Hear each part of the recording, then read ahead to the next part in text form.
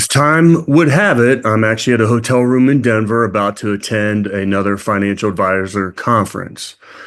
Did hesitated sending out a video, wanted to see how this whole past week would play out. But as it turns out, it's time for our March Pie Rep.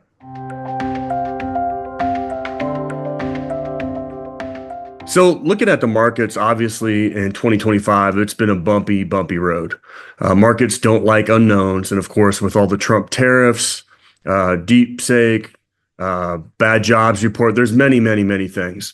The other side of it that we got to think about is that with all the automated trading now and so much money in big tech, if there's any pullback at all, there's so many automated trades that happen so that the market starts to move a lot more than it historically would. And looking at it right now after a good Friday, I mean, we're only down between 5 and 6% on the year. Now, the funny part about the markets, when I look at, I love the markets. I think that owning assets, owning equities is the greatest wealth creation tool of mankind. However, the biggest block to that, and of course I call it the whole fear and greed play, and pilots fall right into this. But with the fear and greed, there comes emotion. And we get into this subset where we just feel like the market goes up forever. And one of the things I like about finance the most is behavioral finance, because everything they go dig into and you look, we are our worst enemies, making those short-term emotional decisions. And I try to educate my clients as much as possible so that when we have a small pullback like this, there's no panic. And it's funny because I always have a good gauge on where we're sitting because of the amount of people that will reach out to me and I'd be like, hey, I don't know if you know this or not, but my account is down, $150,000 since the end of the year. Yeah, I'm very aware of what's going on in the market. I'm very aware that there's been a pullback. And the first thing I would say about that is, number one, no different than we have a glass ceiling and we have to get through that before the market takes off again. These pullbacks are actually very very normal and actually healthy, because what we're trying to do is solidify some of those gains where the market's really taken off. And by having those pullbacks, those healthy pullback, it's actually solidifying some of those gains so that the market can go higher. And in most cases, if you look historically after some of these pullbacks, that's when, and things get solidified again, that's when the market takes off again. So I look at it as nothing but an opportunity.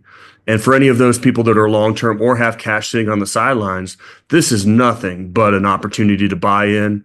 You look at Tesla, you look at NVIDIA. I mean, some of these stocks are just beaten down over the past week. I mean, I want to say Tesla was down like 40%, something crazy. Anyway, it's a buying opportunity. It's a way for you to reallocate your assets and take advantage of the down market.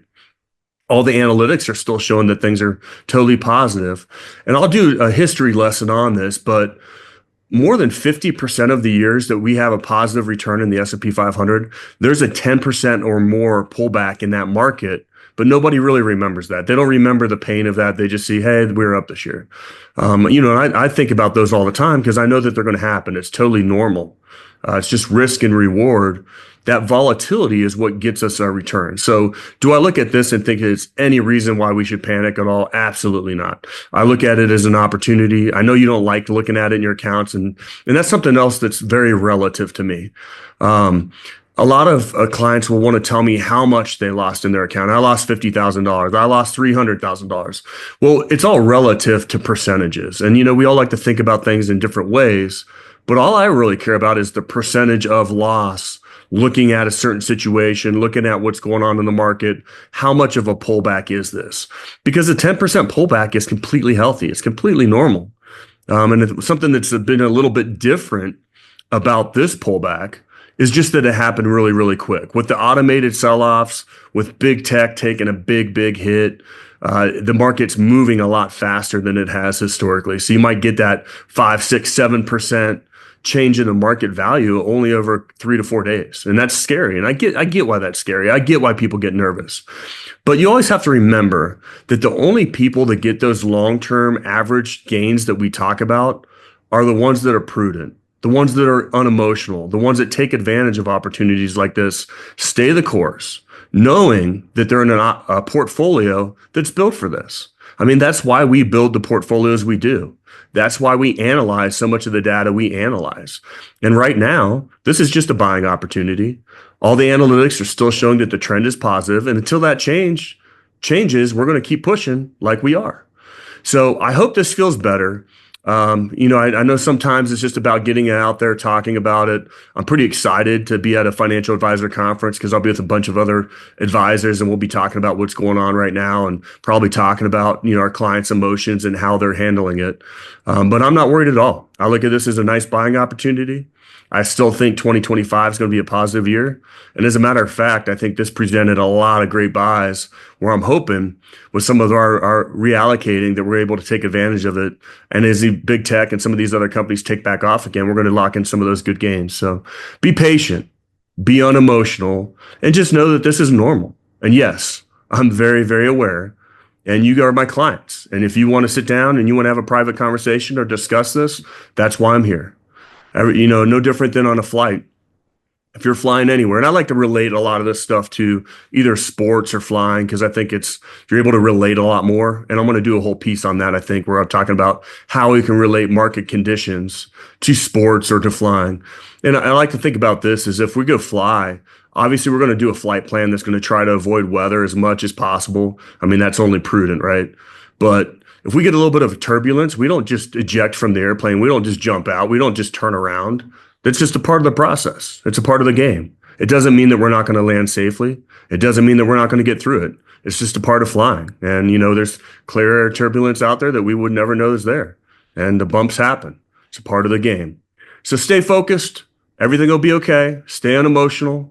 Stay long-term. Your portfolio is built to withhold this. And trust me, this is nothing but an opportunity.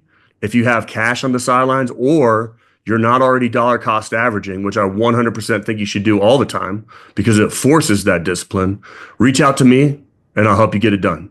Fly safe. Talk to you soon. Bye-bye. Attention aviators, when you've spent years in the cockpit managing the complexities of flight, isn't it time you navigated your retirement with the same precision? Introducing retirepilots.com. Right at your touchdown zone on our homepage, there's a beacon flashing, "Get my free toolkit." Click that and you'll be cleared for a direct route to Ryan's retirement toolkit, tailor-made for pilots like you.